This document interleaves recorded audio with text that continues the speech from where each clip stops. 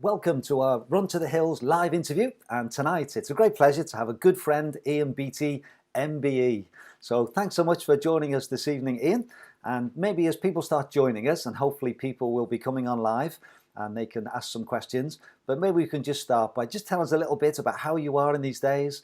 I know that you've just moved house, so maybe just give us a little indication of what life is like for Ian Beattie in these strange times. Yes, good evening, John. Thanks very much for having me on. Yes, we moved house last week. We're one of these families that have reacted to the COVID environment, and we've moved out of the centre of Edinburgh and out to Killearn, which is in Stirlingshire in Scotland, about 15 miles north of Glasgow and 20 miles west of Stirling. Beautiful, quiet spot near Loch Lomond, near the West Highland Way, and we've been here a week and. So far, so good. It's been great. It's a lovely place, and yeah, looking forward to settling in here. I think they'll be good. And you've unpacked? Well, yeah, we have unpacked. I think it's probably fair to say Sandra has done a fantastic job in getting everything. She just likes to get everything done. So we've unpacked and we've got certain things started at what we need to do in the house, and yeah, it's looking good. And it has given us more space, and importantly, it's given me an office, which I'm sitting in at the moment. I was very cramped in my second bedroom in our old flat, so that's made a big difference to the way I'm able to work in my day job. Yeah, excellent. Well, I think there's one or two people joining us in, and if people are on, and if you can leave a comment just to let me know that you're there, that would be really nice, and we'll add those in. And if you've got a question for Ian over the next half an hour or so, 40 minutes, then please put it in the comments and I'll ask Ian as we go along. I've got a list of things that I want to chat to you about, Ian, but hopefully there'll be other questions as well from people that are watching. And then other people, if you're watching this in the days after the interview, then welcome as well. And I know not everyone can be live to follow it. Now, Ian, I wanted to start by talking about the MBE. I don't think I've ever met anyone before. I've certainly never had a friend who's become an MBE, the British Empire Medal. So, or no, MBE, Medal of the British Empire. That must be that way around, isn't it? I think it's member. I think it's member of the British Empire. I think that's what it's called. Yeah. Well, I'm just fascinated to know what's the process. How does it work? Do you get told a while ago? And just tell us how the whole thing comes about. I think the process for me has been a bit different than it's been in the past, and that's been because of the whole COVID situation. That I've been sort of involved to some extent in the process previously, because Scottish Athletics has nominated people before. So I've understood that we nominate people and it goes into somewhere and a while later they hear. And that was pretty much all I knew as well before this. But what happened for me, John, was I was sitting at my computer one Friday at the end of May, and I remember it very clearly, Friday the 29th of May it was, and I got an email through. I think I came back from maybe been out, and there was about 4 or 5 emails, and I almost missed this one, but it was from the Cabinet Office with a letter attached, and it was explaining that I had been not put forward for an MBE, and if I could let them know if I was willing to accept that. But then there was the thing where they said normally that would have been, it was the Queen's Birthday Honours List, which is normally announced on the second weekend in June. But because of all the COVID issues, the Prime Minister had announced the day before, it turned out, that it was going to be delayed until the autumn. So I got this notification. I had to sort of accept and send my detail, certain things back. I had to scan that back to the Cabinet Office. But I couldn't tell anybody because they're very clear that you have to keep it a secret. And and I didn't even know how long I had to keep this a secret. Normally it would be a few weeks. This time it was, all they said was, we're going to delay it until the autumn. So that was it. This is kind of there. I have to say it was a bit stressful is the wrong word, but it's like you know this thing's going to happen, and it seemed to take ages over the summer. But eventually I then, towards the end of September, got another email letting me know it was going to be announced on Saturday the 10th of October. And the way it works would be at 10:30 on the Friday night before the embargo comes off. So that's when the kind of news channels start letting people know. So, of course, as we got near 10:30, I was quite excited, and I phoned my mum and dad at 10:30 to tell them. And when I came off the phone, I had a text from one of my friends who said they'd just been watching Sky Sports News and my name had flashed by for my MBE along with Marcus Rashford and people like that. So it was, I mean, it's a tremendous honour. I'm just thrilled to bits that people nominated me for the work I've done. And over that weekend, the lovely comments. I mean, I just was overwhelmed with the comments I got from people. I was really glad it was a weekend where there wasn't much happening, everything, because I just spent all weekend really replying to people, thanking them for these kind wishes. It was just very emotional, actually, to all the kind of nice things. Facebook, LinkedIn, I've kind of never really used, but it's more a business thing. But the post I put up there, just telling people, I had 25,000 views of that by the time the week finished.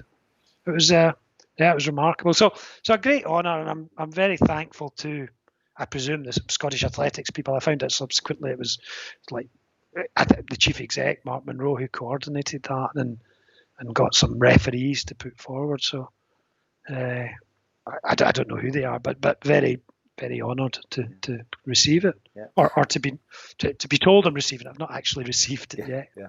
Well, I remember, Ian, when I saw the message, and I was one of the ones who messaged you, and you messaged back, and we had a little chat, I think, as I think football came into it as well.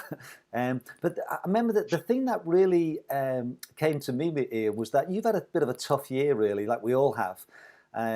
You've broken your foot, haven't you? And you've had one or two other issues with your back, and it's not been an easy year, is it? And I was thinking, you must have had this in the back of your mind, that there was going to be some good news coming out a little bit later on. So did that sort of help you a little bit through some of the difficult things you faced? It did, but it was also quite stressful, almost, knowing that this was here. And I mean, there was part of sort of opening up my heart a wee bit here. There was part of me where my mum and dad are still fit and healthy, but they're 80 and 78, and I was thinking, I have no idea when this is going to be announced. You just don't know when your parents are 80 and 78 that they might even still be here to hear it. And so it was actually a great relief when they did say it's finally going to be this weekend. We'd been I'm sort of playing in my mind. I always knew it would be a Friday night it would come out, because that's the way it's done. And we did a weekend in the end of August, near the end of August, where we'd been away with my mum and dad, and I thought, I wonder if it's then. That passed, and it wasn't. And we had a weekend, we were walking the West Highland Way with friends, and it wasn't then either. So yeah, I mean, it was lovely knowing there was nice news to come, but it did have its stresses in terms of the timing and having to wait. And I mean, Sandra, my wife, well, John, you can imagine how difficult it was for Sandra not to say anything, and she did remarkably well too. But that was that. So in that few months, did you have any moments where you almost let it slip? No, we didn't. I think that I think the way the process works, they're very clear that you're being put forward for nomination to the Queen for an MBE, and you're expected to be a role model. So I think the underlying current is that if you do leak it, then it might be taken. You might not get it after all. So there's a bit of an incentive not to say anything.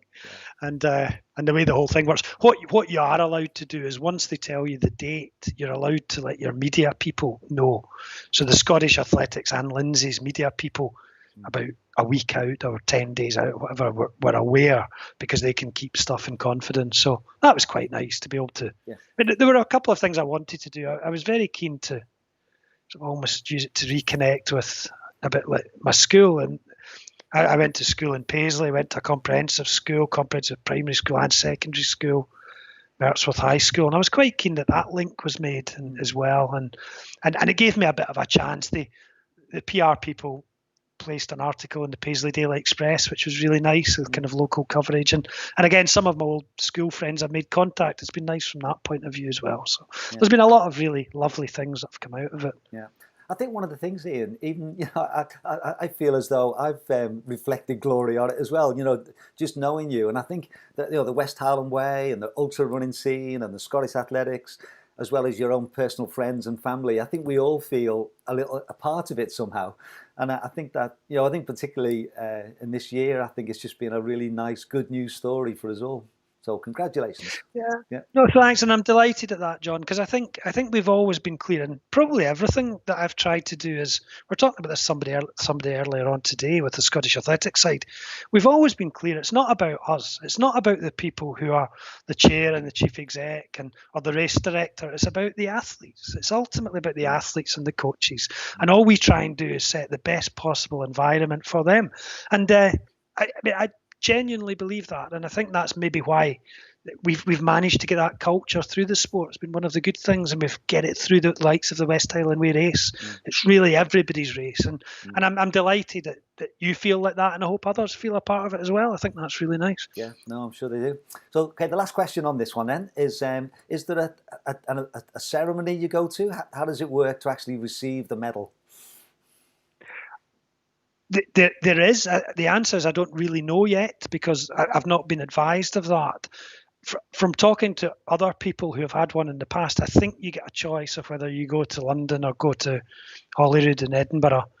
I think my preference would be to go to Buckingham Palace, but I've been in Holyrood House, and I think just the occasion of going to Buckingham Palace would be a bigger thing, but I don't know, and I don't think they've done the last investitures from the Christmas ones yet because of COVID either. So there's a bit of catching up to do, and no doubt I'll be advised of that. I made sure that was one of the people I remembered to tell about my change of address in case they write to me.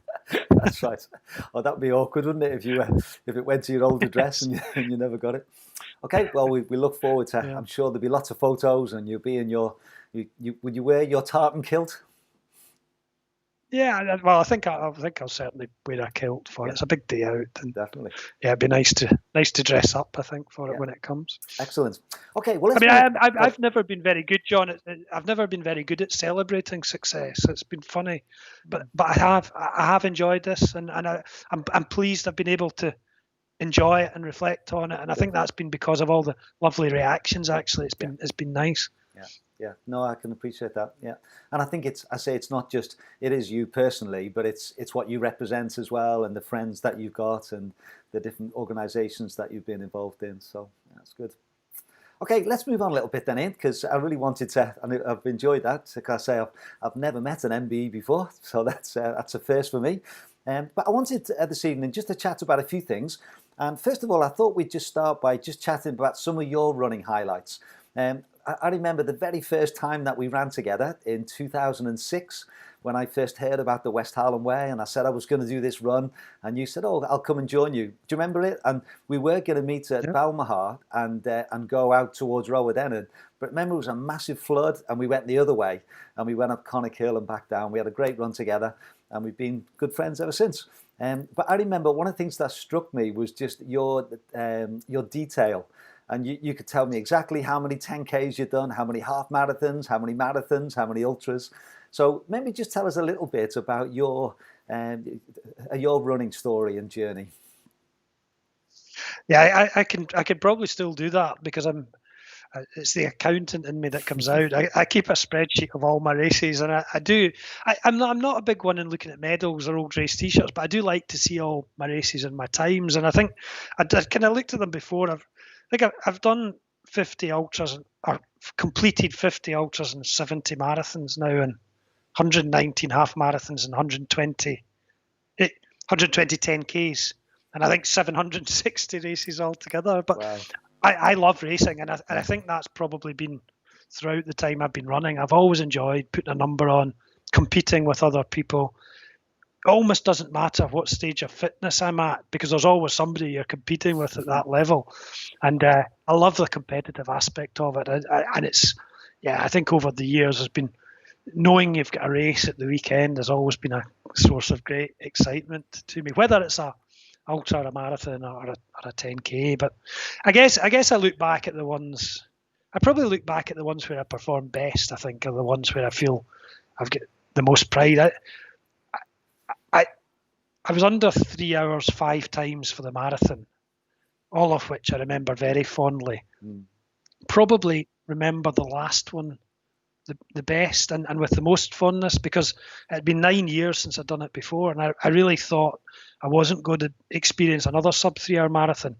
But I went out to Zurich in 2007 and ran 2:59:41, which it was as tight as it sounds. It was, but I ran a really good race, and I think I nailed it that day. I don't think I was capable of much more, and so that was memorable. But probably the other one that sticks in my mind is my half marathon PB at Ayr in 1996 when I ran 1:17:51, and I just felt I was flying that day. I remember it was long before Garmin's or knowing your distance. And I remember I getting to the 5 mile point and looking at my watch, and vividly seen it was 29:56, and I was like, what have I done? Have I gone off too fast? I feel good. It's a perfect day. I'm just going to stick with it. And I managed to keep it going the whole way through. But just love these races, and we've had some banter with the people who were around in these races actually, and can still remember them as well. It's great to catch up on it.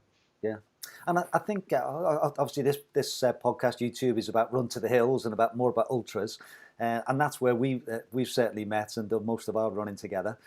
So just tell us a little bit about the early West Highland ways, because I always find it fascinating just hearing about what it was like, before I was involved in 2007. So tell us a bit about maybe your first one. Well, my first attempt was one I DNF'd at in 1998, and I think with the benefit of hindsight, it was no surprise I DNF'd. The way it used to work, and it'll be incredible to people listening now who are struggling to get into races all over the country and they're full.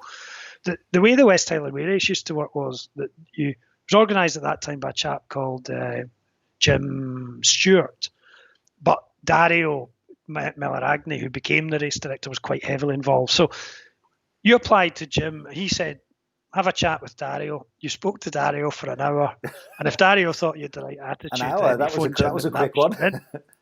Yeah, it was a quick call with Dario. Yeah. So, and that's the way it worked. And I remember you turned up at the station at the start. We didn't have any halls or anything. You just registered outside the station. There were about 30 or 40 of us, I think, and you ran to Fort William. And I mean, to give an idea of how ill prepared I was at that time, I remember I had a crew that was split who didn't really know what they were doing.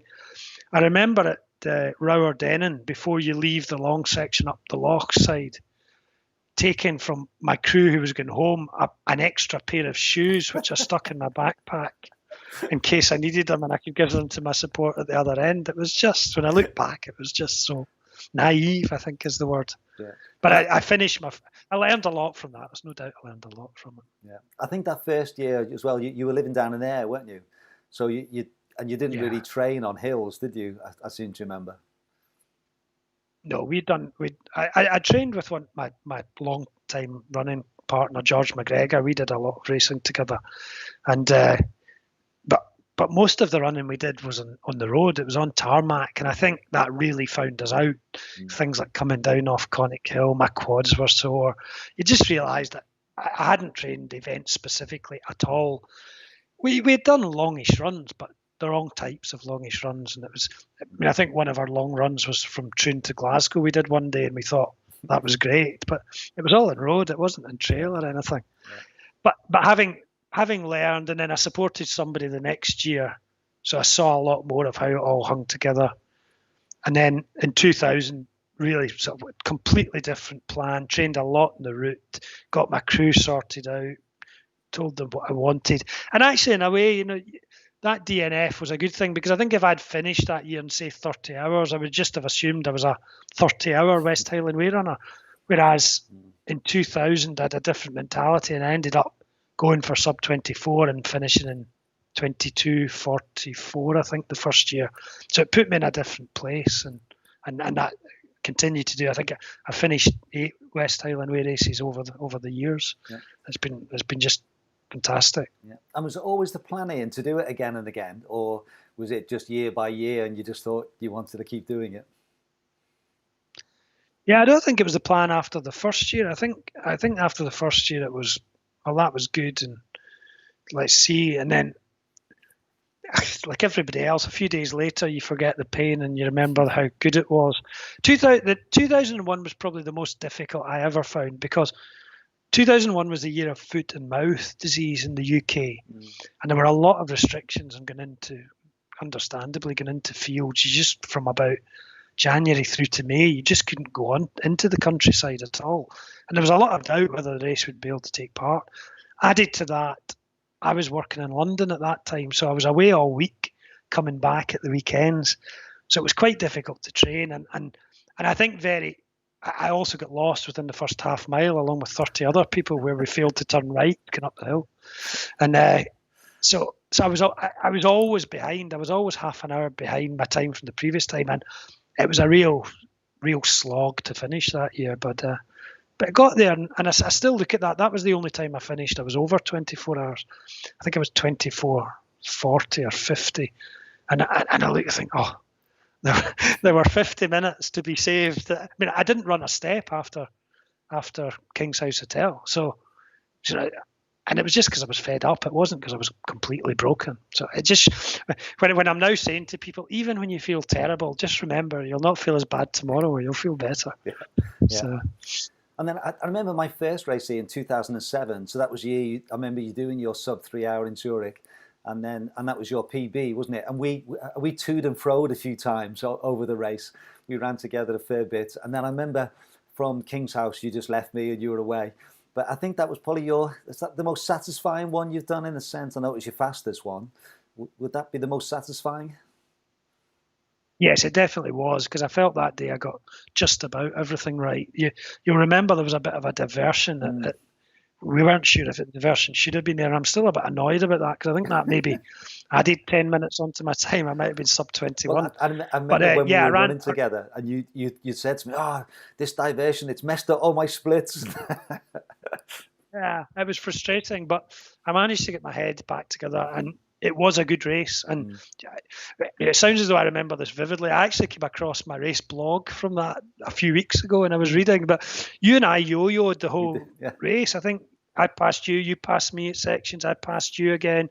You passed me getting out of Tyndrum, I remember. And so we did have a good battle, and I think that helped me that year. I think it really helped with keeping my focus. And then I did finish strongly after King's House, and I think it was your first race, and the hills took their toll. But you learned as well, like everybody else. You do these races, you recognise that your quads maybe weren't quite where they should have been come down the hills, and you train differently. And the next, you absolutely smashed it the following year. Yeah. So I remember running on the Rannoch Moor, and I had Donald, my support runner, with me, and I think you might have been on your own actually at that stage.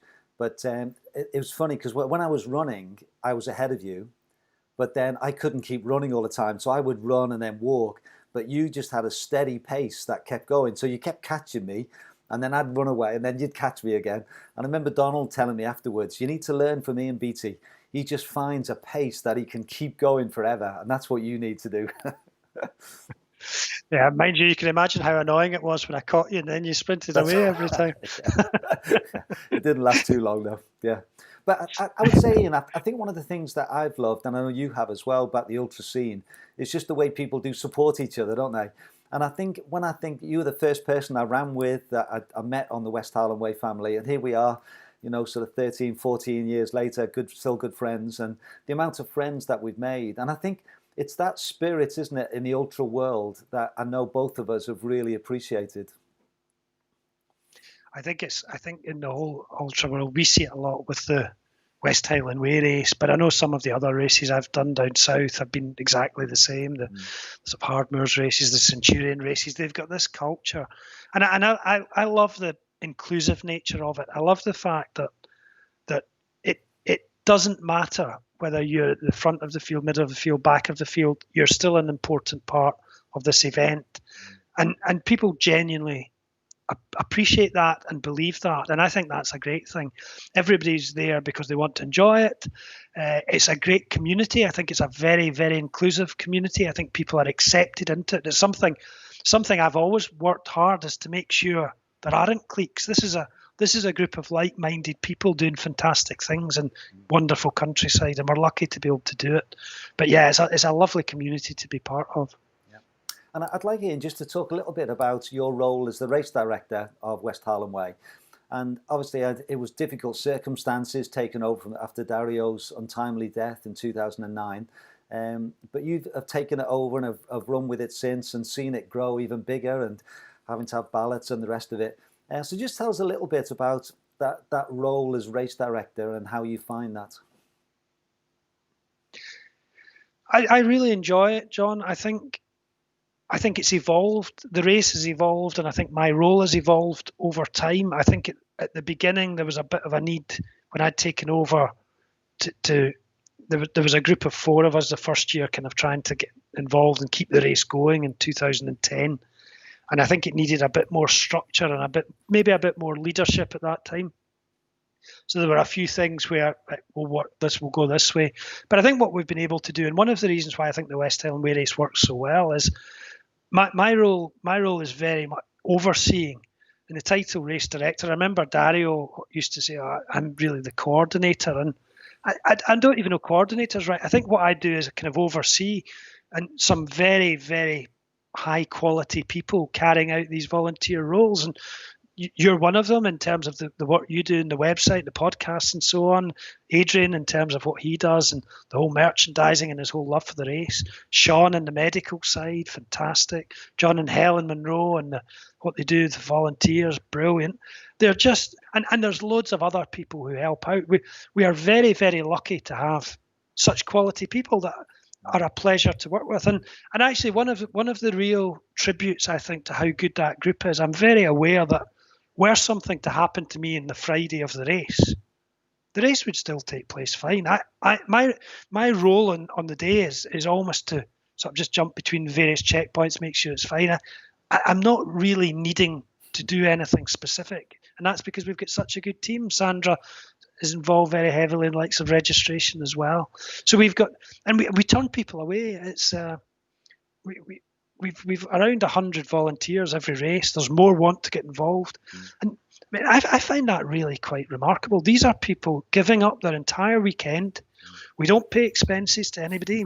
People have to pay for their fuel costs and usually for getting a nice jacket or something, but they just want to be part of something that's very special. And I think that's one of the key factors that makes certainly the West Highland Way race, and I'm sure all the other races, makes them quite as good as they are. It's the people that are involved in it. Yeah, and obviously this year we couldn't run the race, and we had our virtual race, and that went well, didn't it?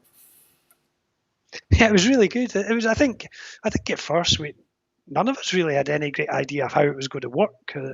It was probably Adrian was the one who felt we should try and do something with it. So the virtual race came in. It was I think all of these virtual races operated a bit differently. I think ours worked quite well, been over 10 days and getting people a chance just to do the 95 miles split into 3 different sections, which I think worked. It kept the community together. And then we did the Saturday night online Facebook thing again, which I think went down well. So it kept the community. It introduced some new people to the race. It raised a fantastic amount of money for SAMH, the mental health charity. It was over, I think, £23,000 we ended up raising, because we just did that, as you know, we just did that as a charity fundraising event. It wasn't for the race funds or anything.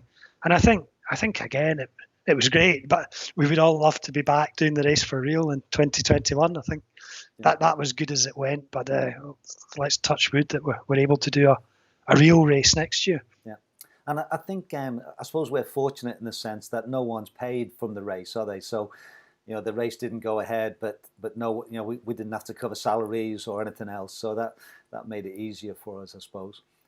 So what are the plans for next year then, Ian? Most people have put their names in for next year, have they? Yes, we gave people the option when we knew we had to cancel the race if they wanted to roll their entry forward to 2021, and just about everybody did. There were a few people who came out, and that left us with the race being full, effectively. So what it's very difficult, John, at this stage.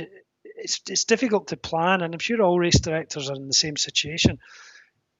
I would have said 2 months ago that had the race been the weekend coming, we could have run it. We might have had to make some tweaks and adjustments, but we could have done it. We might have had to start people in waves of 30. We might not have been able to have a prize giving, but I think we could have had a race. If the race had been this weekend coming, we couldn't run it because of the restrictions in Scotland. The area East Dunbartonshire where the race starts is in Tier 4, and we just can't run national events at the moment. And so I think my hope is that by next June, the ideal would be we run the race in the same way as we did in 2019. We have a full field. We have given people an incentive. We've said to people, if up to the end of December, if they don't feel they want to do the race, we'll give them all of the money back. We normally give a £70 refund, but we're giving £120 up to then. We may need to extend that. And part of the thinking there is, it's possible we may be restricted in numbers by the time we get to next June. There's been for a while a 200 limit in certain events. Now, I wouldn't like to get to May and still get 250 people and have to say, look, we're going to have a second ballot because we just can't have 250 people. But that's a possibility, and I think we have to be realistic that things might change. So we'll keep an eye on it. Everybody involved in the race are athletics people. We all want to see it happen, if at all possible. But we're going to have to do that safely and in a way that protects not only ourselves as runners, but protects the communities we run through very importantly as well, and doesn't put additional strain on the medical services at a time when they could be busy. That's very important too. But these are points that all races are thinking about at the moment. It's not just us in our community, it's about everybody else. Yeah. And I think on behalf of everybody, I think we really appreciate the fact that you're keeping us in touch with how things are.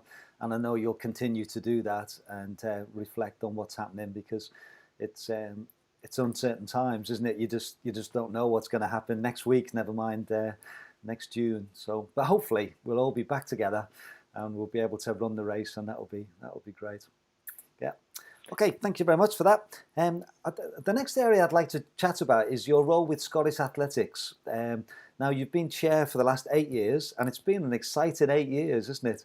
And so I just wanted to get your thoughts on how it's gone, and whether when you started 8 years ago, you could envisage being where we are now. It's been a wonderful 8 years, and it's been a privilege to be part of it. I'm coming up to about 8.5 years, and the board have asked if I'll stay on an extra year to help the handover to the new chair. So that's I'm delighted to do that. I think when I took over in 2012, John, Scottish Athletics, I'd been on the board before from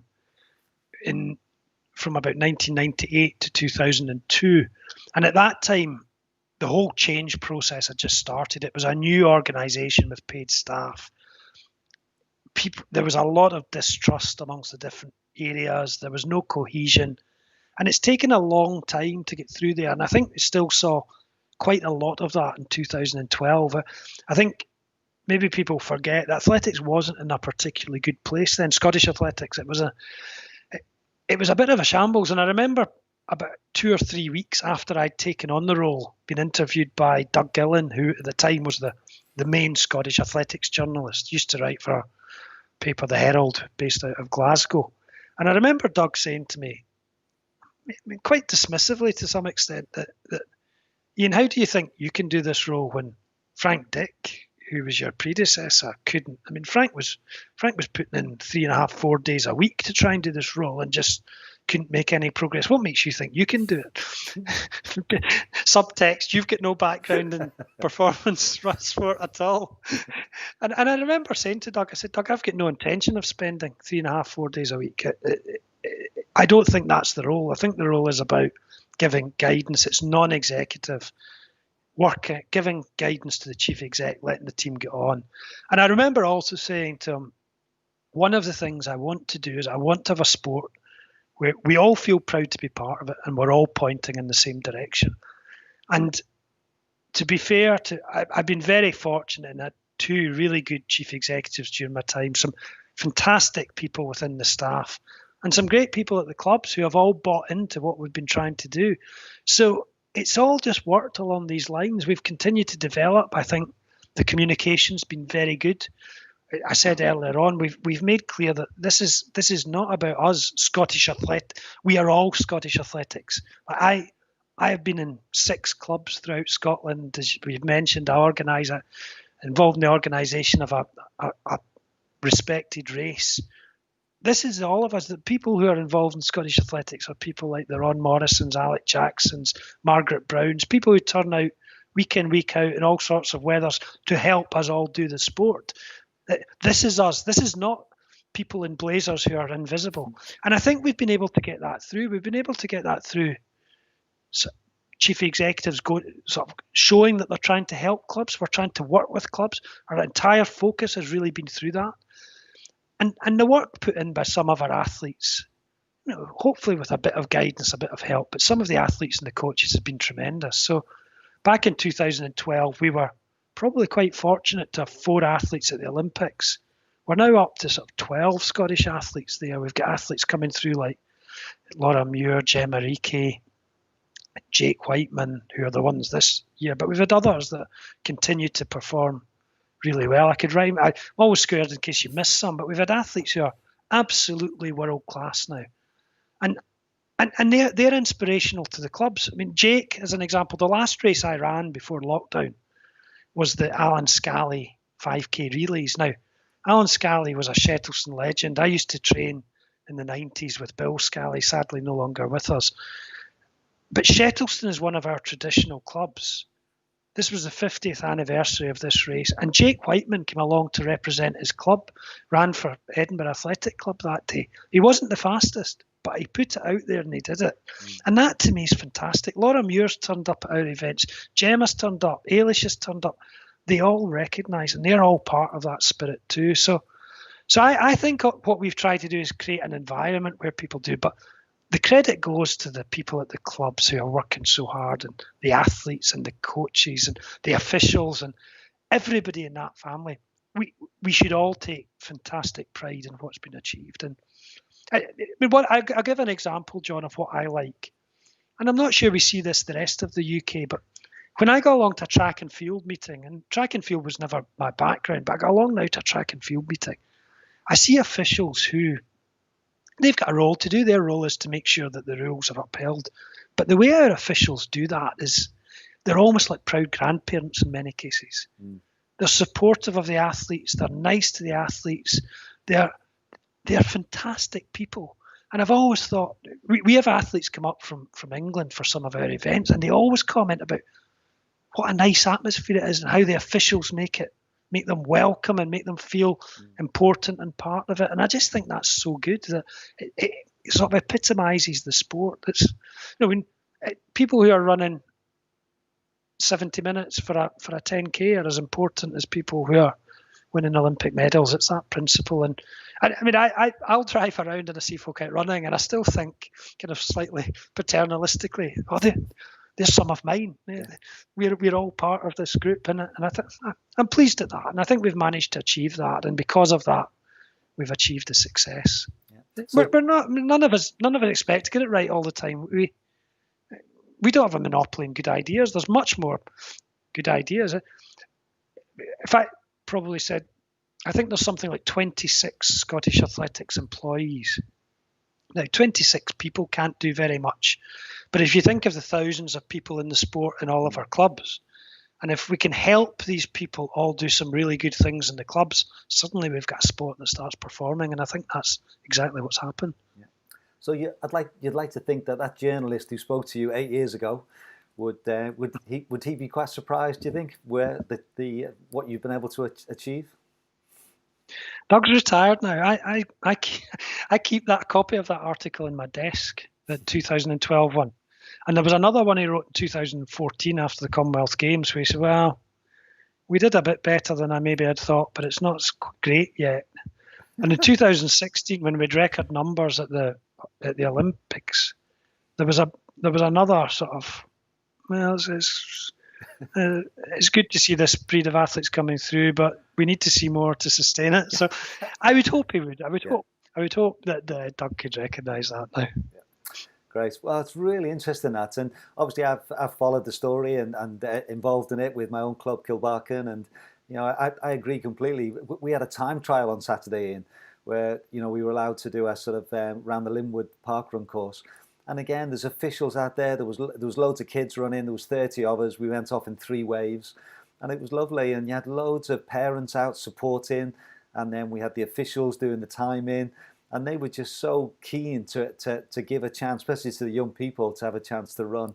Because we're all missing, aren't we? Being able to meet together at this time. Yeah. But John, if I could just say Kilbarchan, because I think that epitomises so much that's good about Scottish clubs. Your club, Kilbarchan, has developed its own indoor facility at its Linwood base.